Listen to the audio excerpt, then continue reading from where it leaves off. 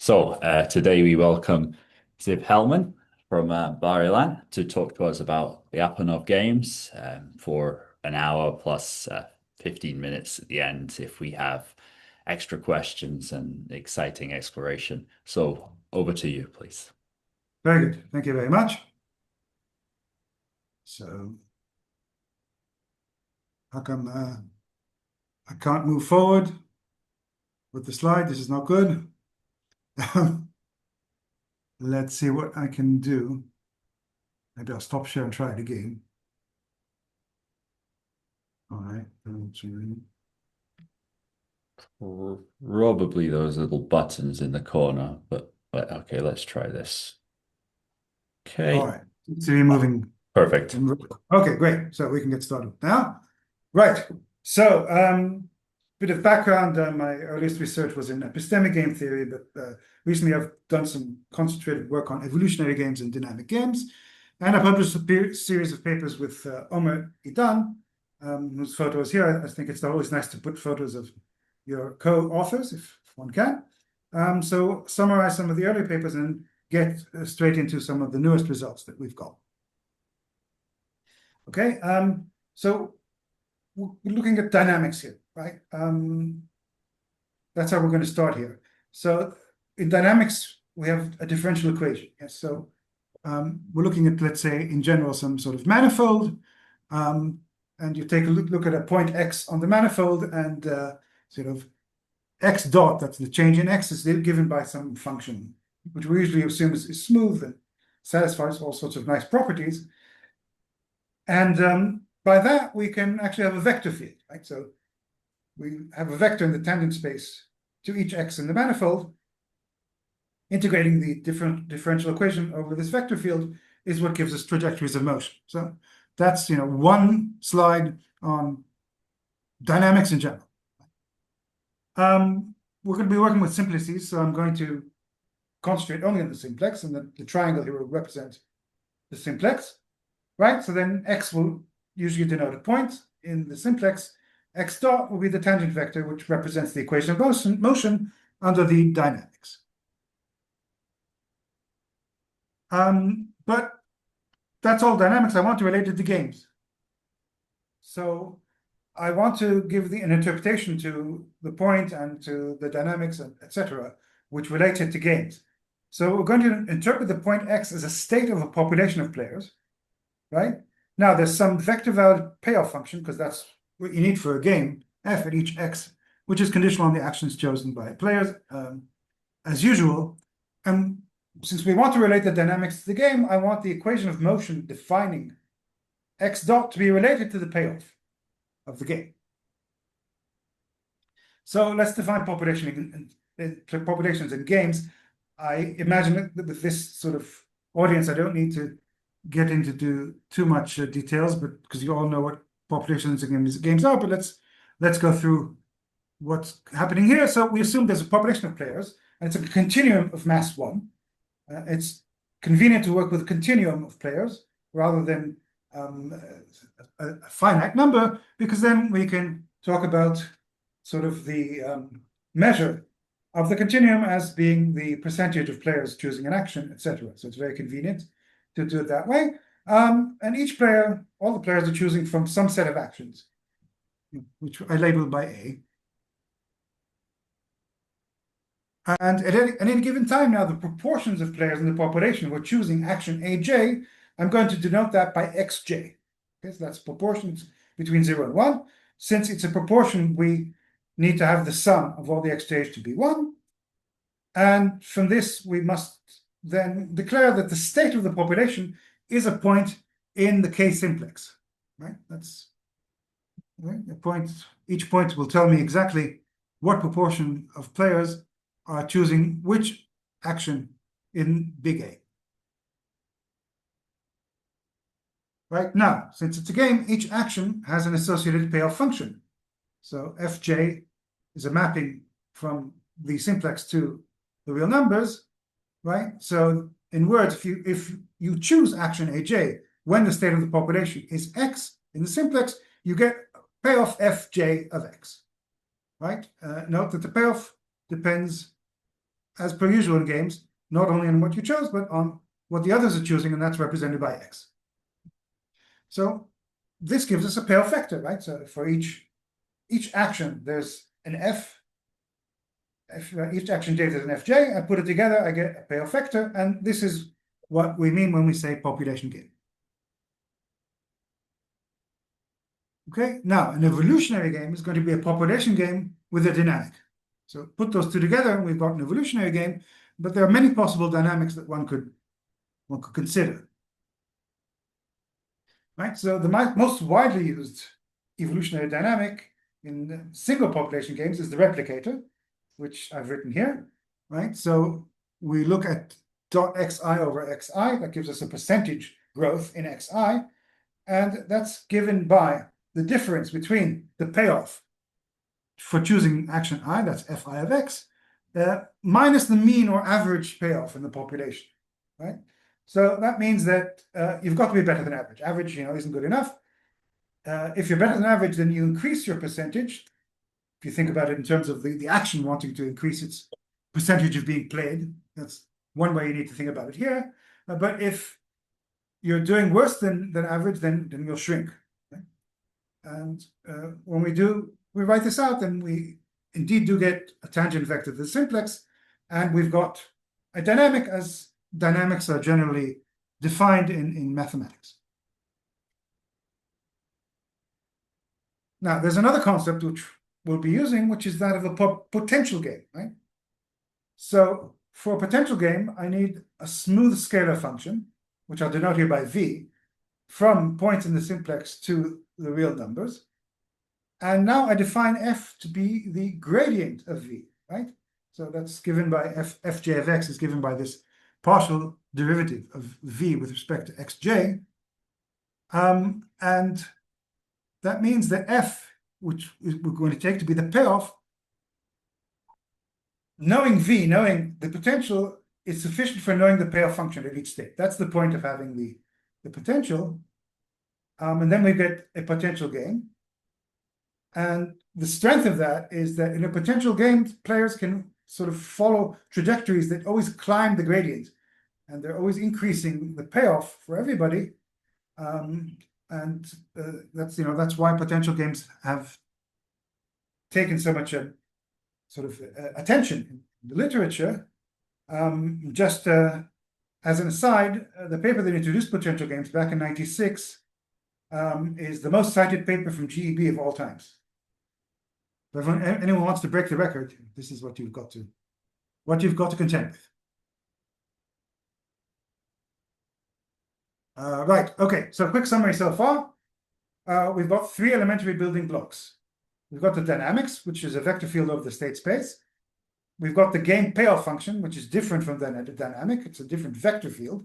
And how that game payoff vector plays or works with the dynamic vector is what really determines the trajectories over time.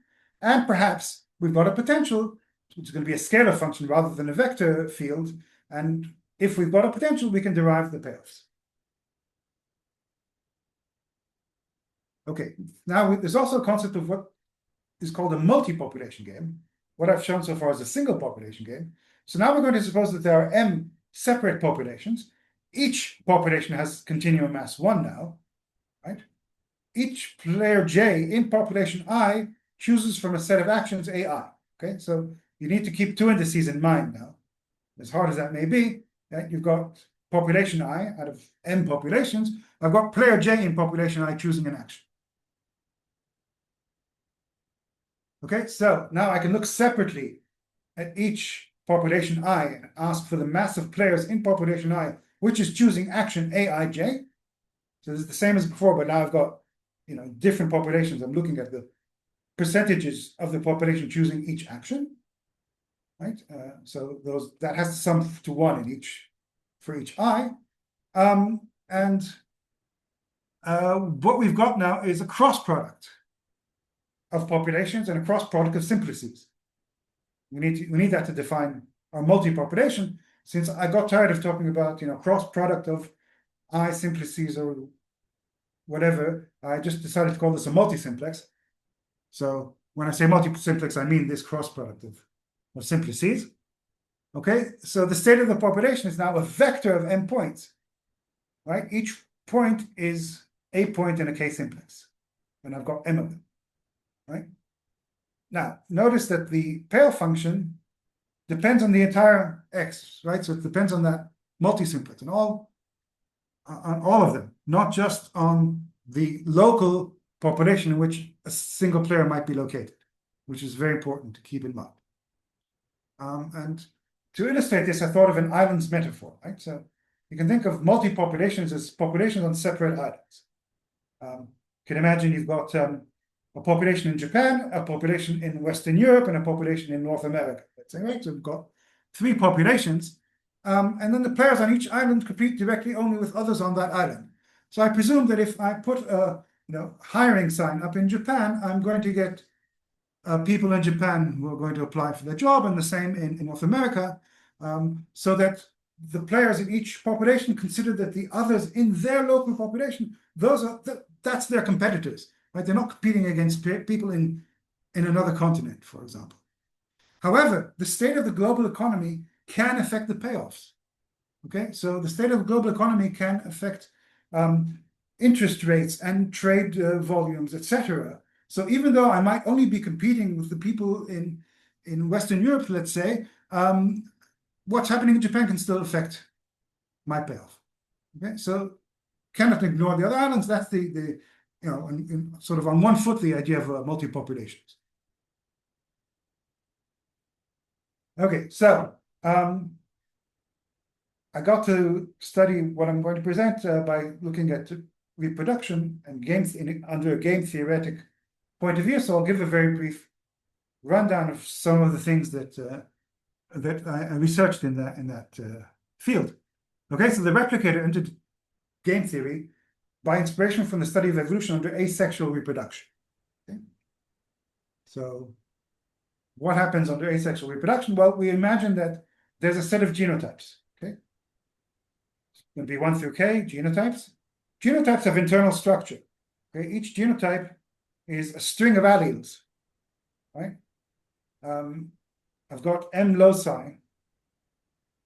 In each locus, I've got an allele, right? So a genotype is basically, you can think of it as DNA. It's a string of alleles where allele A1 is taken from locus 1, and there's a set of alleles from which one can choose locus 1, and then A2 will be taken from another set of alleles. So, if you want to, you can think about this as sort of, I'm trying to put together a bird, right? So I could have long beaks or short beaks. I could have long wings or short wings. It might be blue-eyed or brown-eyed. Okay, so each of those is a choice from sort of a menu.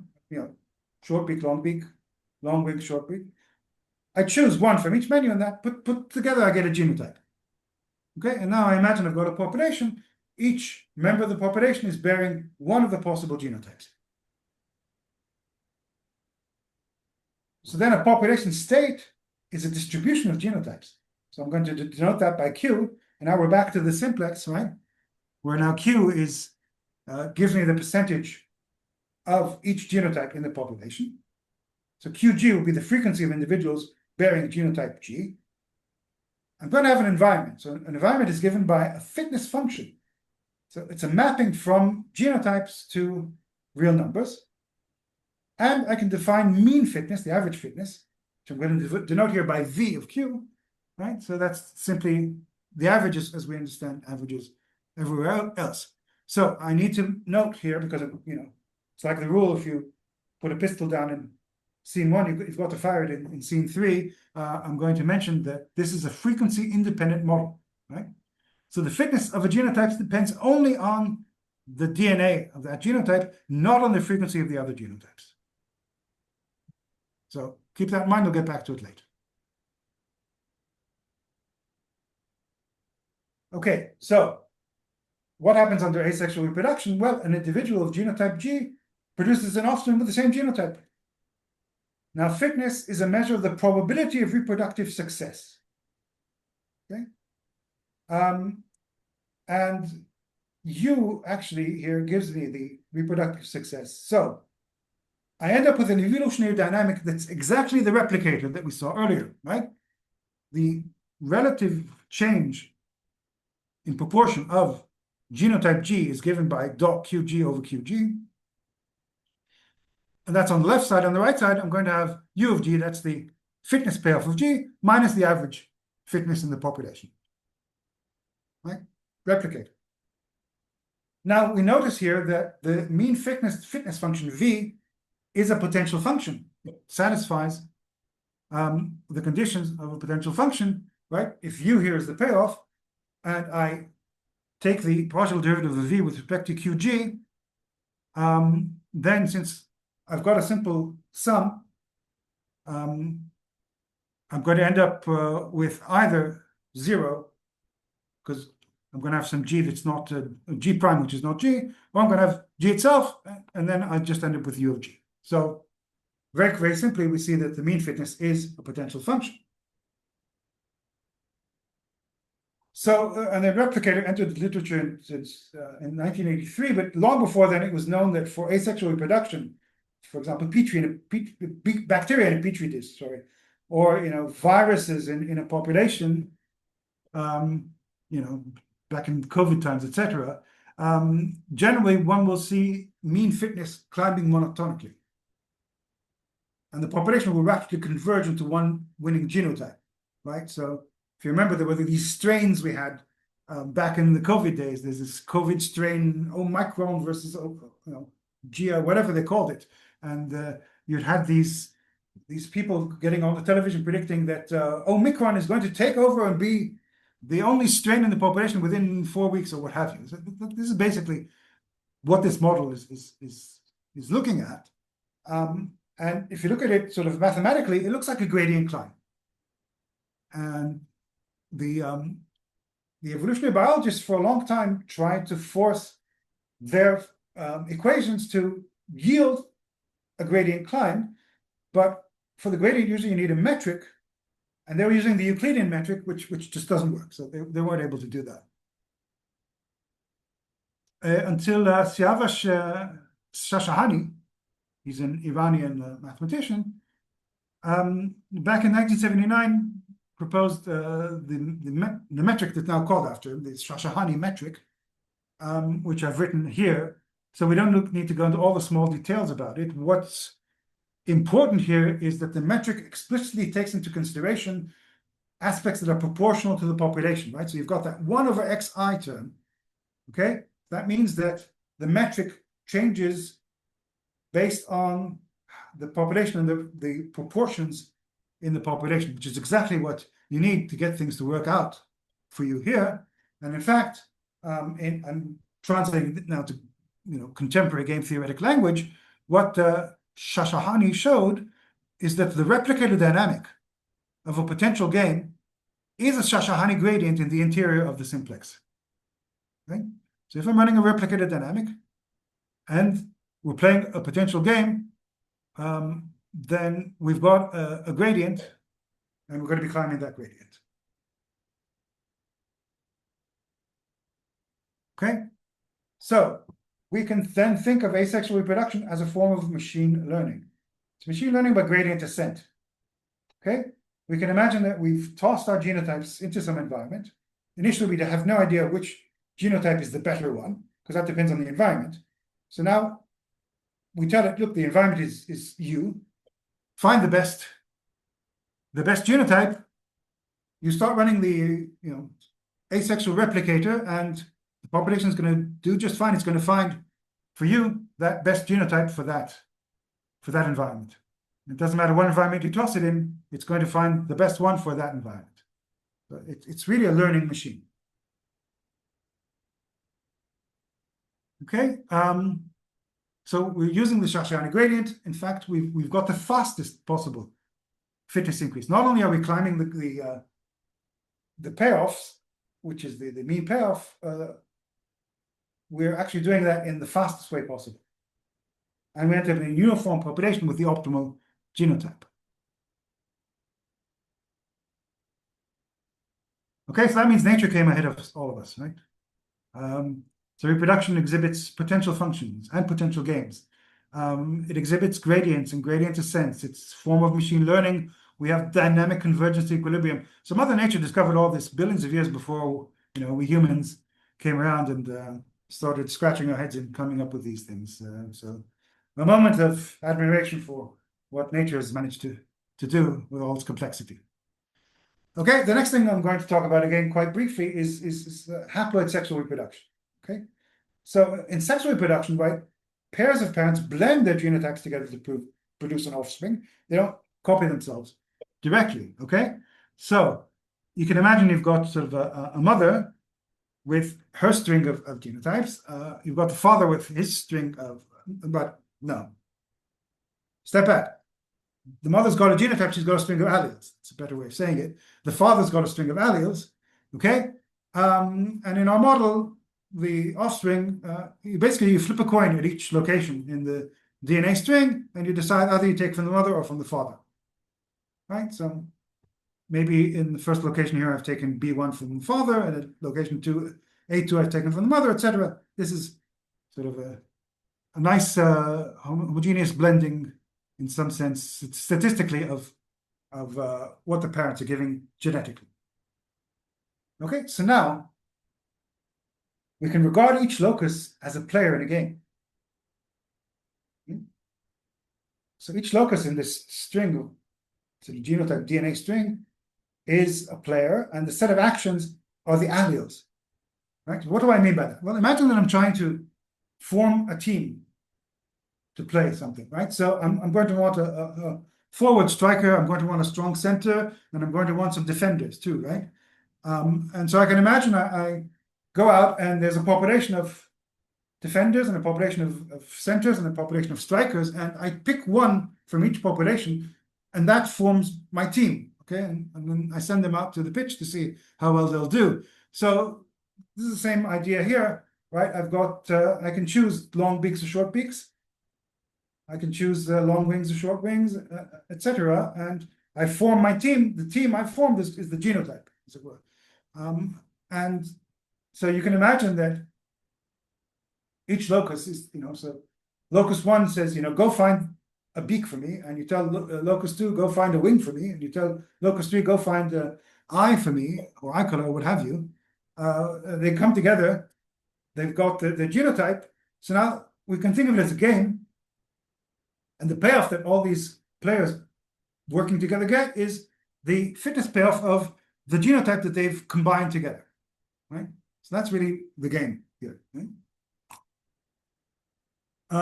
So I've drawn out a little tiny game matrix here.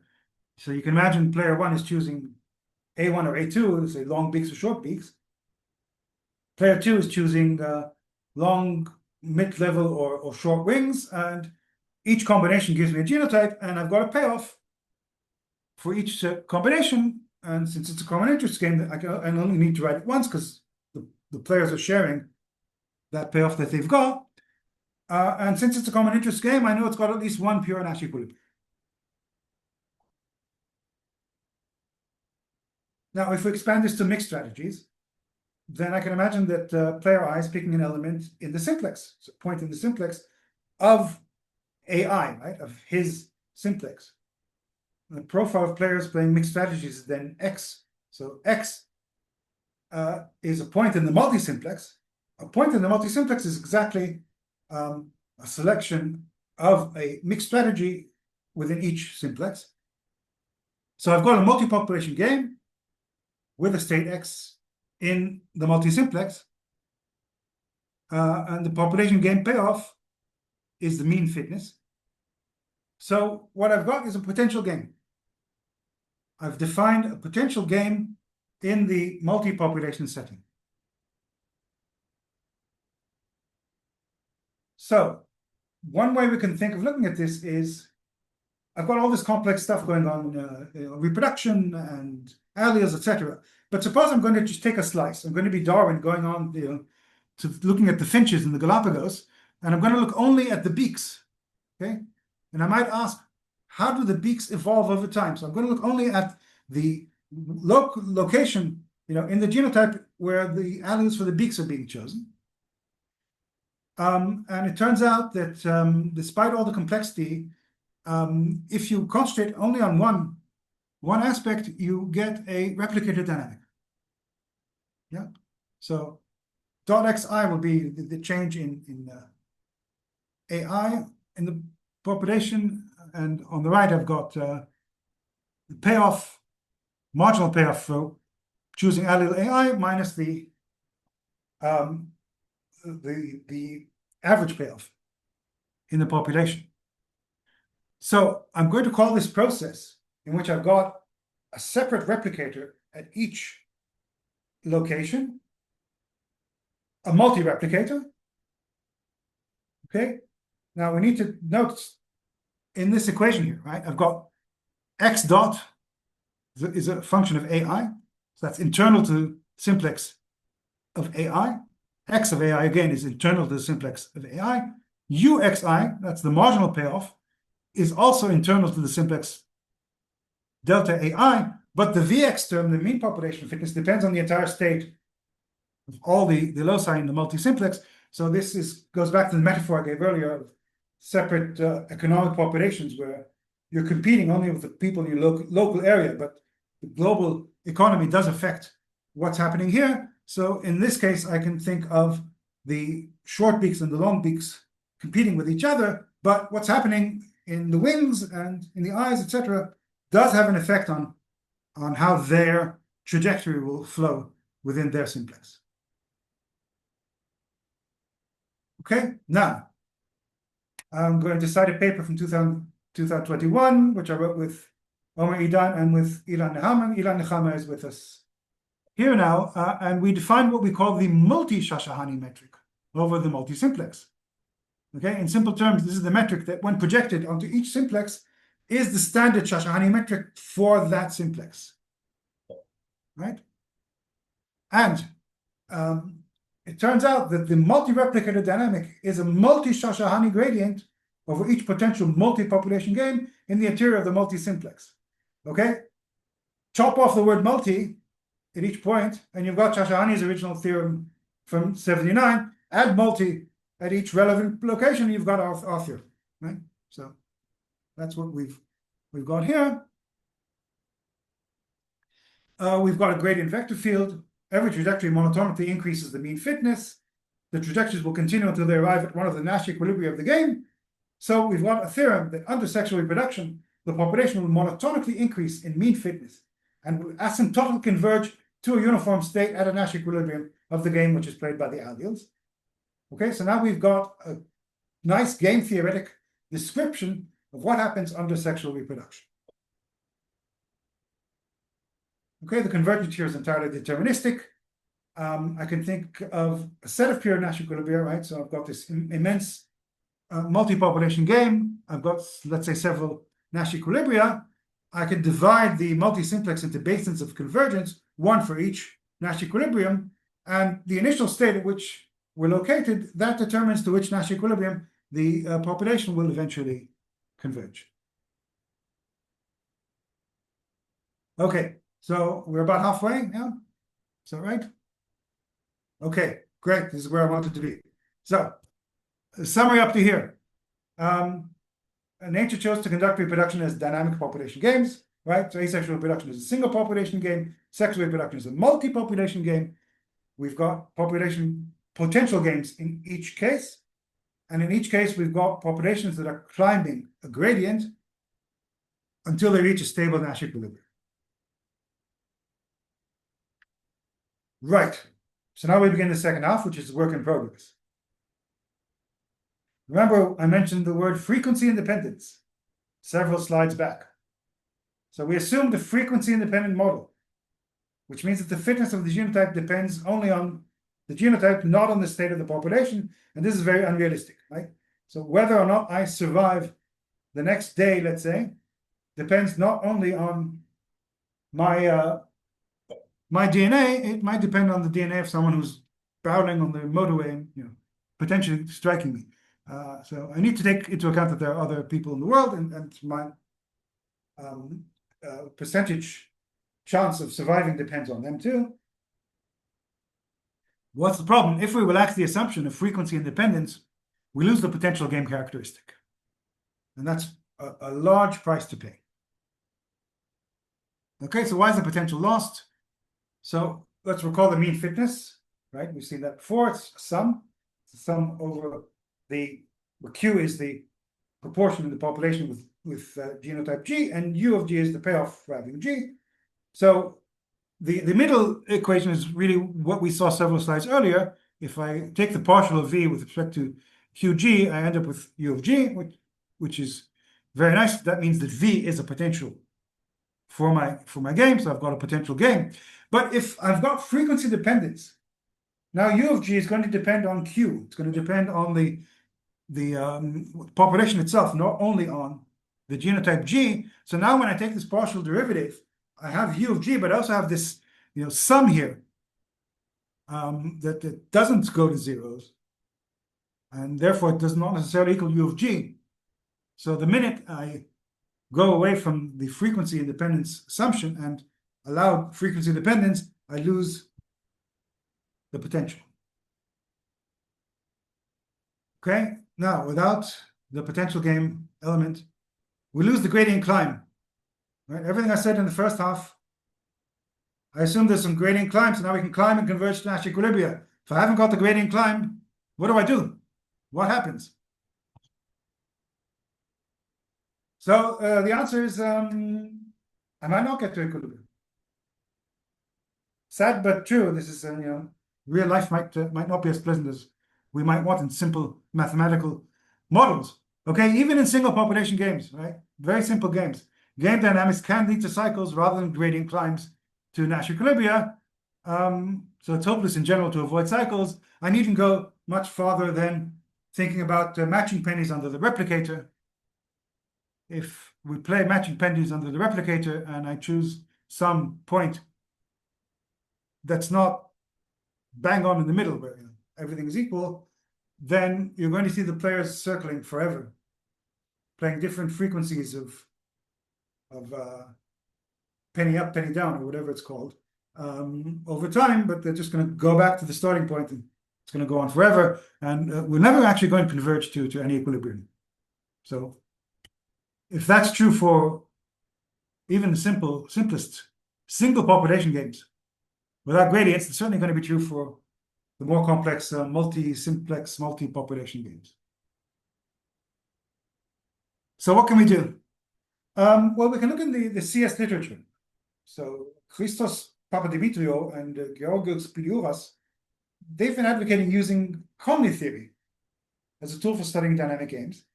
And that is in contrast to focusing solely on convergence to Nash equilibria.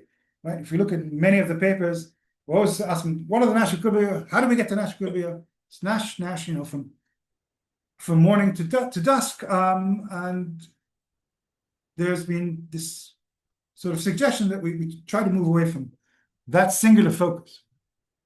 And for a long time, I was resistant to this idea, but I've come around to thinking that there may be something to that and that we can learn from Conley theory and try to use it as a tool. So Conley theory includes the concept of gradient-like trajectories.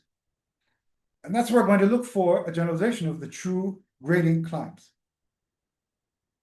And the main question I'm going to ask now is, can we find conditions on games that lead to convergence to Nash equilibria where that happens in a setting that's more general than potential games?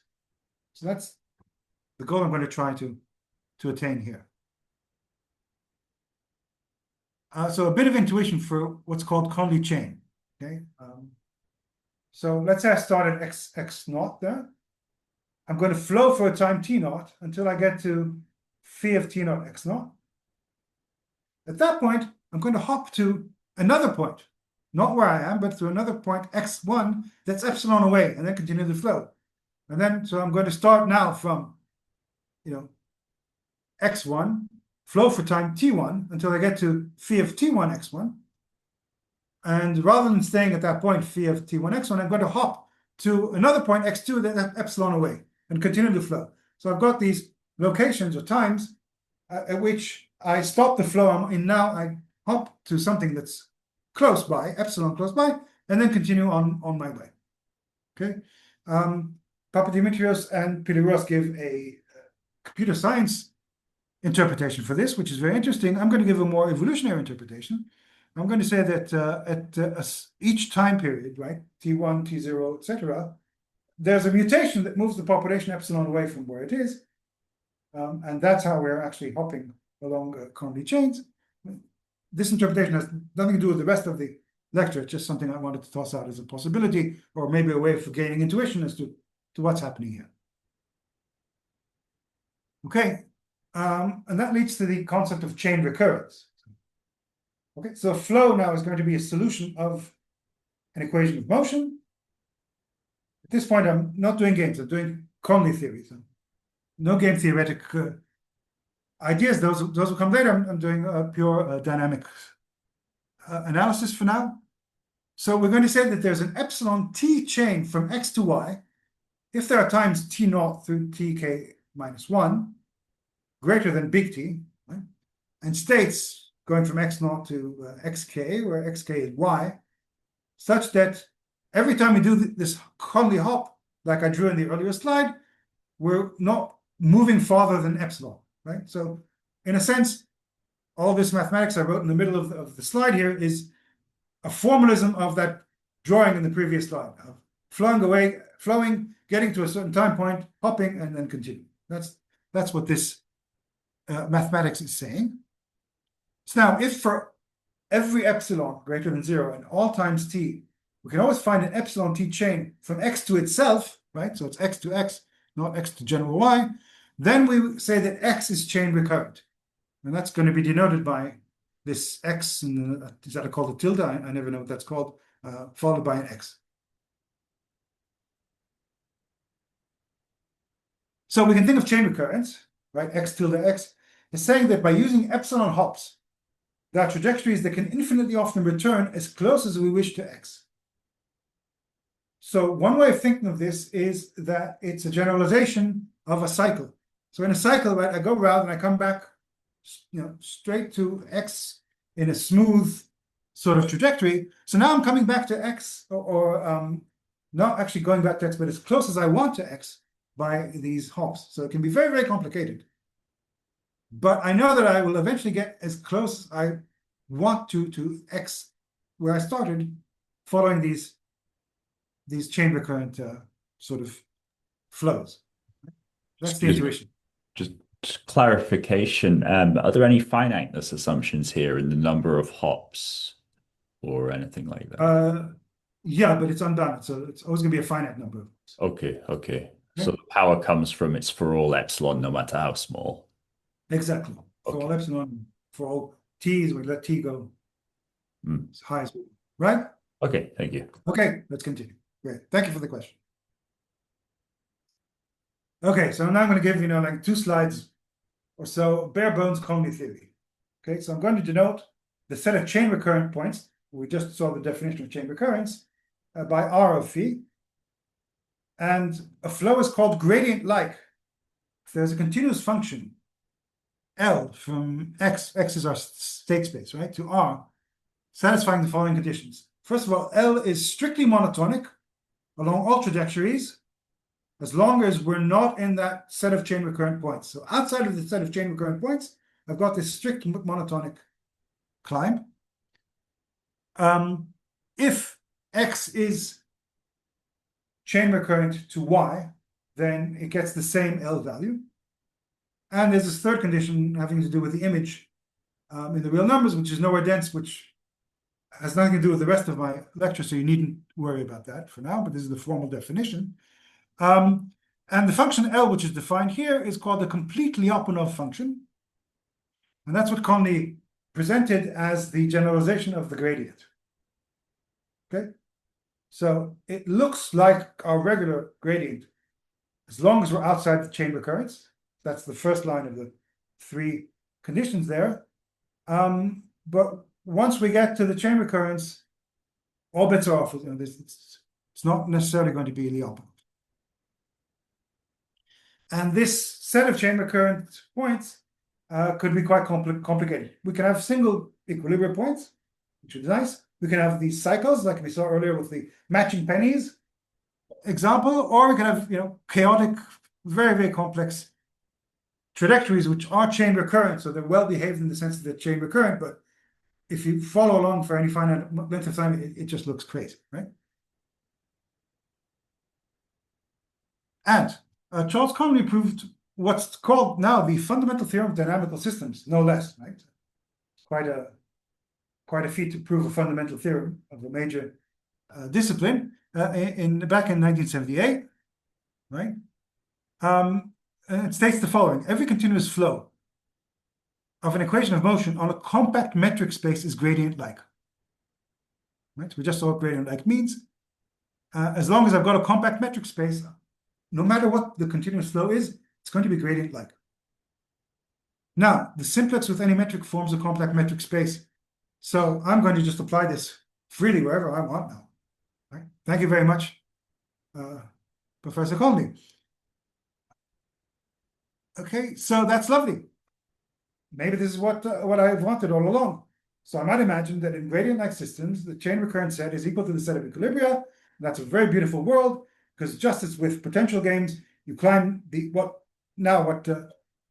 Conley called the generalized Lyapunov function, and we get to an equilibrium, and then we can all go home. But of course, life is not that simple, because at the end of the potential climb, we're going to enter the chain recurrent part of the state space. And like I said a couple of slides earlier, that could be very complicated trajectories. It's not going to be a fixed point, so we're not really reconstructing what we had earlier in any sense. And things can even get worse.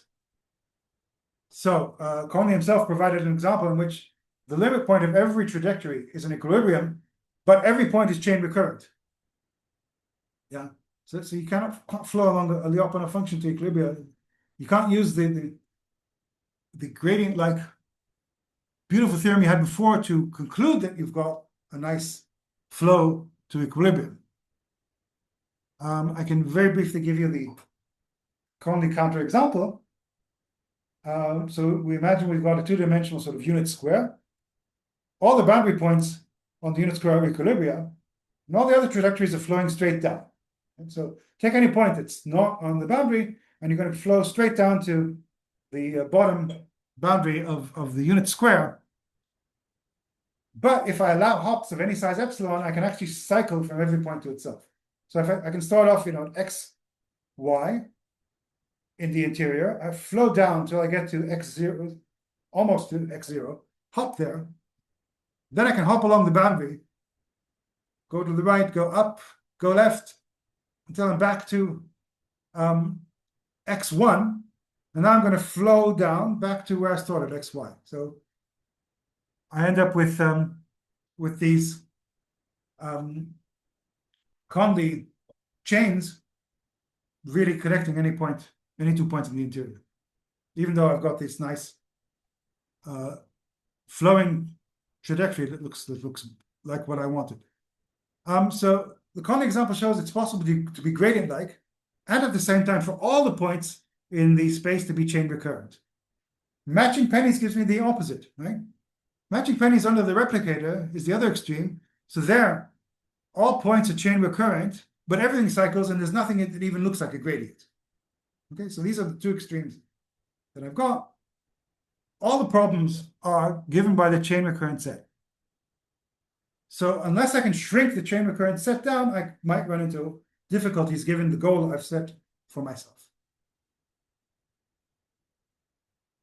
So now Conley gives following definitions which connect to what I just said, right? So if I've got a maximal chain recurrent set, right, if the whole space is chain recurrent, then the flow itself is called the chain recurrent flow. That's everything is chain recurrent. The opposite, which is the closest to the potential game flows that we talked about earlier, is something that Conley called strongly gradient-like. So in a strongly gradient-like setting, the chain recurrent set is totally disconnected, and it's a set of rest points, really. So mathematically, that's what happens. Okay, so we like the strongly gradient-like. They're the ones that are going to give us the results that are closest to what we saw earlier, where you flow and reach your equilibrium point.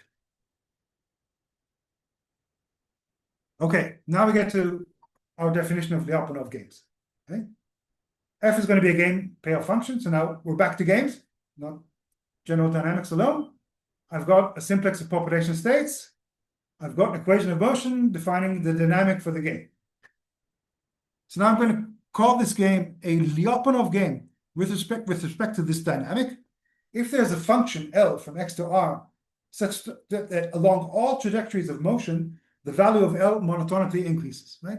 So in simple terms, L is a Lyapunov function along the trajectories of the game. That's the definition of a Lyapunov game. I'm going to call a game Lyapunov Nash if it is Lyapunov and the dynamics form a Nash field, which is just another way of saying if we've stopped, we've hit a Nash equilibrium, right? So in Lyapunov Nash, trajectories are monotonically climbing some scalar function. Once we stop moving, we're at a Nash equilibrium. So, sorry, just for clarification. So when you say monotonically increase, you mean strictly monotonically? I mean, are there points where L dot could be 0? If so, which ones? I want strict monotonicity here, yes. Yeah, it's going to be strict. So if you have a point where phi is 0, at this point L cannot increase. No, it stays constant. At a Nash equilibrium here. So yeah, so phi x f is going to be 0 if x is a Nash equilibrium. I'm added that as a condition. Yeah, so if x does not move, L of x cannot move either, so it does not increase strictly monotonically, at least at some point, at least as a Nash equilibria. So there must be some strict increase, maybe outside of the Nash equilibria, something like that. Yeah, but I want strict increase until I hit Nash equilibrium. That's what I want. Okay. Hope that's clear. Thank you. Okay. Okay, potential games are special cases of the Lyapunov games, right? Because in the potential game, the gradient of the potential function is itself a Lyapunov function, so that's fine. And a potential game with a replicated dynamic is an example of the Lyapunov Nash game, right? You always climb. We saw this earlier. You're climbing till the gradient till you reach a Nash equilibrium, and then you stop moving. So now the question is, are Lyapunov games and Lyapunov Nash games, as I defined in the previous slide, is that the correct generalization of potential games given our intuition? Okay, so in one sense, games with strongly gradient-like flows are the extensions of potential games.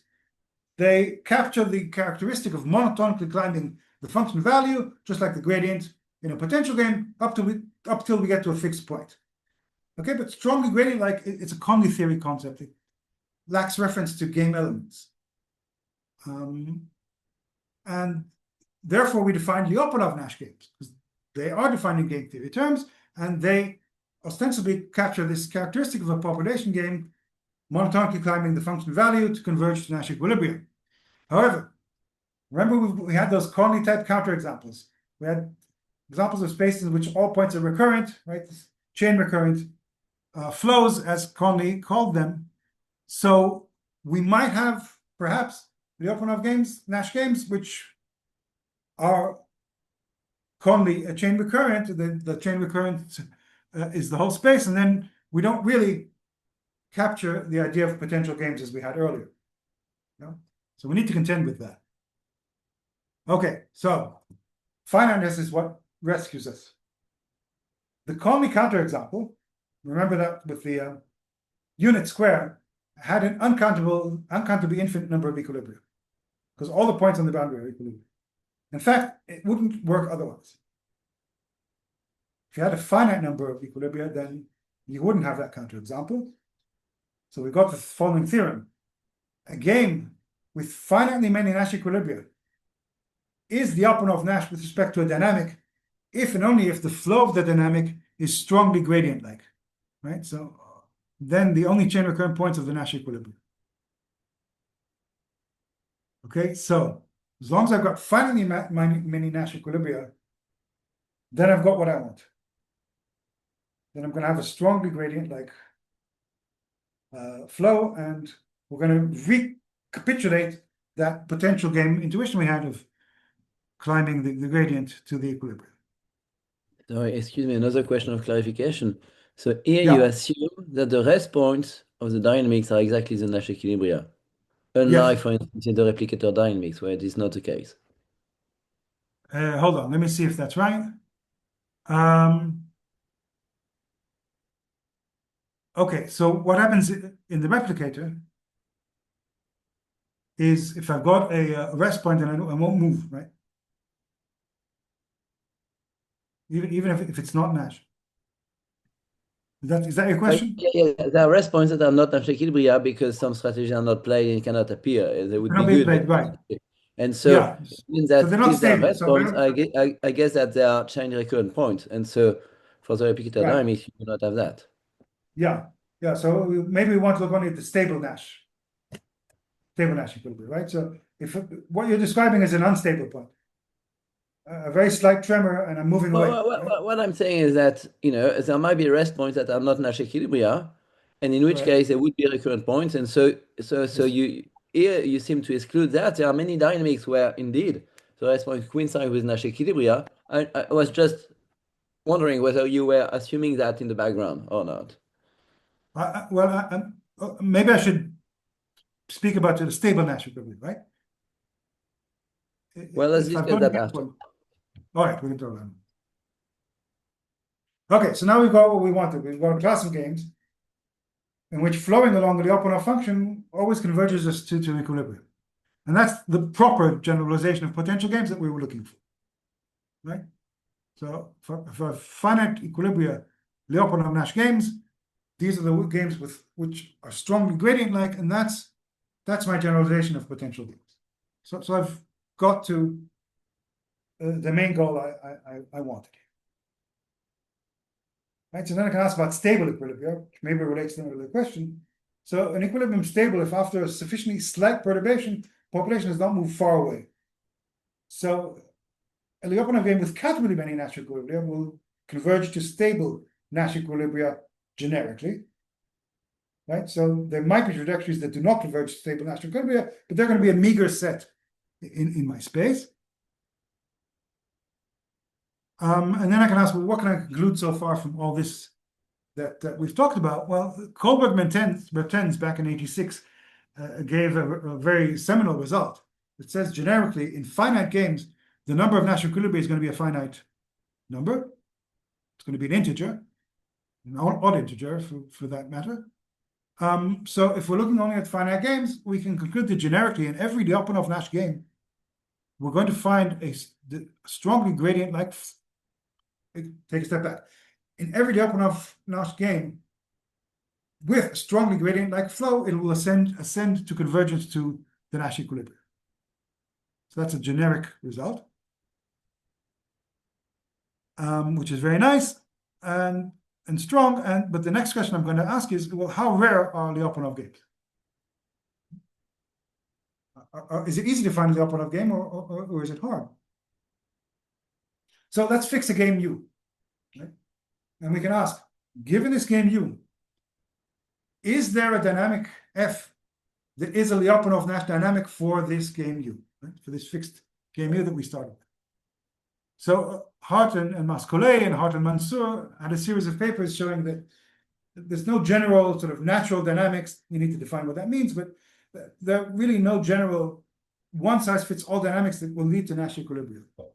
So it's going to be too much to hope for to find the dynamic that always converges to Nash equilibrium. And the question is, can we find a significant class of games that always promise me that there is a Lyapunov Nash dynamic that I can attach to that game? Okay. So the bad news is no. So for any given game U, suppose I generically choose some dynamic from the collection of all possible dynamics. It turns out if I do that generically, I will not end up with a dynamic that satisfies the Lyapunov Nash conditions. Okay, so under fairly mild conditions, it can be shown that the set of vector fields for which F is Lyapunov is nowhere dense. Right, the set of vector fields, so it's vanishingly rare to stumble upon a dynamic that converges to an equilibrium point for any given game. Or in one sentence, Lyapunov games are very rare. So they might be more general than potential games, but they're still really rare, hard to find. Okay, I'm very close to the end of the hour and the end of my presentation here. I'll give some speculation of possible applications. One thing we thought about is economic dynamics. So we can imagine sort of these sort of macroeconomic models where firms are choosing what wages to pay, they're choosing how to hire, they're choosing prices, consumers are choosing how much to consume, etc. So one could potentially model that as a population game, right? You can ask what percentage of the population is spending more, what percentage is spending less, what percentage of firms are now hiring, etc. And maybe you could turn that into sort of a multi-population game, actually. And then we can ask under what conditions will these variables that we care about, wages, prices, employment, etc., will follow Lyapunov trajectories, or instead of whether they will enter cycles, and what might cause them. So that might be a potential contribution to economic theories. The other thing, which is completely speculative on my part, is that from the little I know about machine learning, is that the central dynamic in contemporary machine learning, something called gradient descent, right? They're trying to minimize error rates in these immense multi-dimensional models.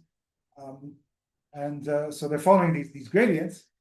So an interesting question. I don't know if there's anyone in the audience who knows enough about machine learning and CS in general, but are there cases in which in CS one is trying to learn that you've got a model that's not necessarily has a gradient that you can naturally define on it, in which case you can't use gradient descent.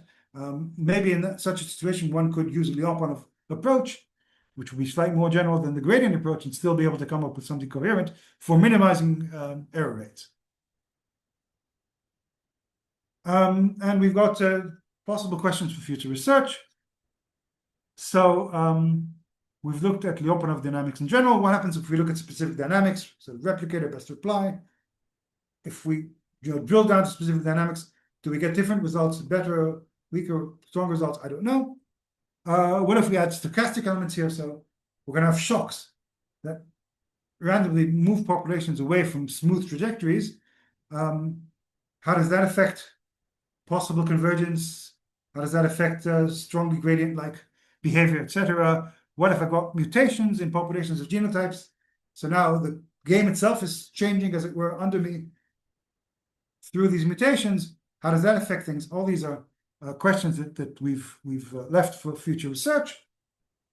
And we've got to the end of the hour and to the end of the presentation.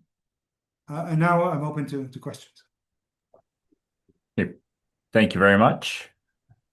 Before we move to questions. Thank you very much. Okay, I'll stop the recording now and we can move to questions.